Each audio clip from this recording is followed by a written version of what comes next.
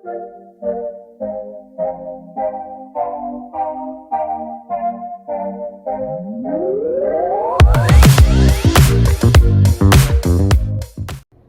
what's going on, guys? This is Paul with Spheric Reptiles. We just got back from NARBC Arlington in September, September 22nd through the 23rd. And it was a great show. The turnout wasn't as good as expected, but there was a lot of stuff going on. There was a Texas Ranger game, Six Flags open, Hurricane Harbor still open. I mean, there's a lot going on. And, it feels good outside. So, we're just trying to figure out why there weren't more people. But, hey, the vendors were out there, the breeders were out there. So, there were some really quality animals out there, and I posted a video on Tuesday for that. So if you want to see that, you can check it out. And you can fast forward through it. I mean, there's some tarantulas in there, some chameleons, different types of snakes. And then, there's little interviews from some of the breeders about the animals that they had. But we did have some pickups. We had some pickups as always. I would prefer to buy my animals from the breeder in person. That way I can look at them. We can go back and forth instead of just trying to chat through Morph Market or online through Instagram or Facebook. So, I'm going to show you that. One of the things that we did do was for Chris Eden. We had these, there was a US ARC auction, as is always at NARBC. And so they raffled off, well, they didn't raffle off. They did a fundraiser just specifically for Chris Eden, who is from Snakes and the Fat Man. And he had to have one of his legs amputated. So as part of the US ARC live auction, and they also had a silent auction. They had these hats, which it doesn't fit on my big head, but hey, that's what it is. I got a big chrome dome.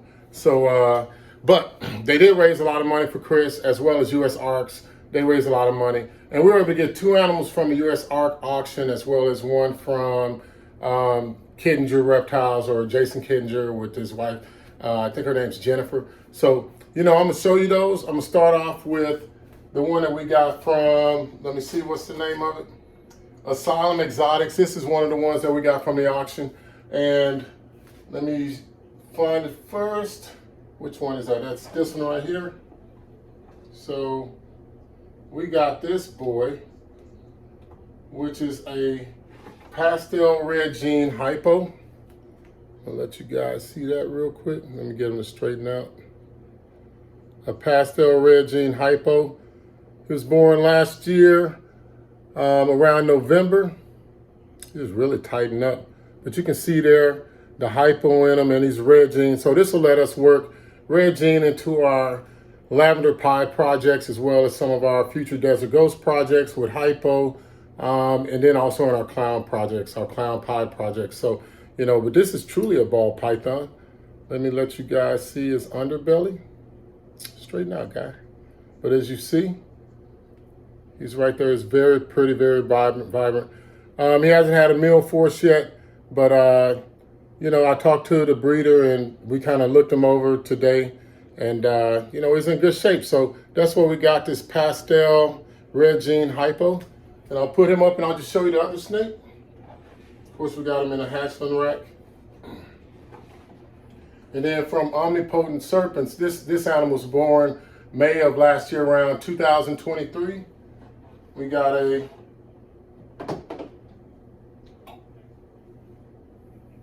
male inchy blade clown. I got both of these for a really good deal, guys. So I definitely want you to go to an NARBC. There's one coming up in Tinley at the beginning of October. Go to the auction. I mean, start there even if you want to buy a snake, because you could probably get, I got both of these snakes for about 75 bucks. So this is the inchy blade clown. You can see, and he's a male as well. He's just going to be one of our backup males for the future. And we definitely want to keep genetic diversity in. So having an animal such as an inchy blade clown could play in well for all of our projects, especially when we go on to making hets, starting over from baseline. And you can see he has that typical nearly white clown belly, since he doesn't have acid or he doesn't have yellow belly or anything like that. But he's a pretty big guy already. I haven't weighed him yet, but I'm guessing that he's about maybe 250 to 300 grams. And so he's a pretty big guy. And, we're going to see if we can make him work. So, those are the first 2 pickups I got. And then we got one for our definite double recessive projects. Go on back in there, little guy.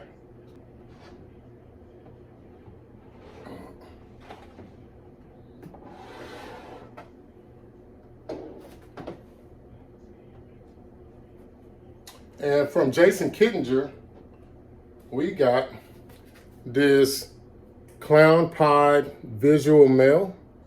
And you see he does have a smiley face emoji on him. So that's pretty cool. I mean, we didn't expect to get that, but Lynn pointed it out to me. And then my coworker, when I sent him the picture, he pointed it out. But so we chose to wait to get this clown pied male because we wanted our females to get up to 900 grams. And so we're thinking that if they eat on the same track now, then they'll get up to like maybe 17 or 1800 grams by the time the next breeding season comes around for them, because they're all in the same boat. We bought them all at the same time. And this guy, who is right around 80 grams, he should be around the breeding size as well, about 700 grams by that same time, if he adapts to our feeding schedule, which is, for him, it will be every 5 to 6 days starting off. And then once he reaches 200 to 250 grams, then we'll go to once a week.